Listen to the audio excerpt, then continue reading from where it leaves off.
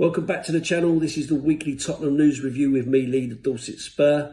And what a week it's been. Initially starting off so well with a win against Burnley at White Hart Lane, with Richarlison having probably his best game in a Tottenham shirt, scoring 2 goals, with one of them being an absolute worldie.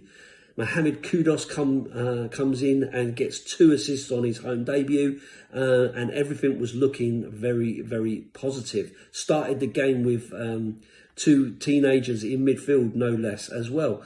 New deal for Spence and new deal for Romero, so everything was looking really, really rosy because we had Eze on a hook. He was going to sign for us. But of course, we've all seen what's happened to that, with Eze deciding that he would rather sign for our bitter rivals, Arsenal. Puh. So, very, very annoying news. Daniel Levy will undoubtedly take a lot of the blame for that, because it feels like we dilly-dallied around and messed about.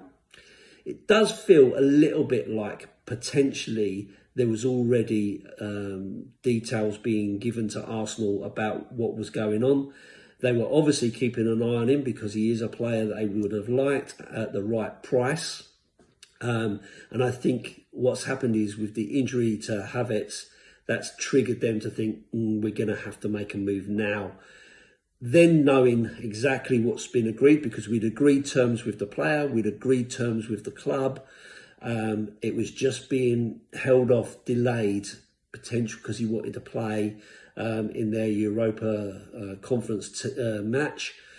And then it all kind of hangs around a little bit and gets delayed.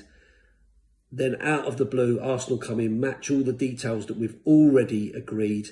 He pulls out of the squad against their Conference League opponents, and straight away he wants to go to Arsenal. And of course he wants to go to Arsenal because it is his boyhood club. I don't think it would have mattered how much money we would have offered. I think they would have. He would have gone for Arsenal anyway.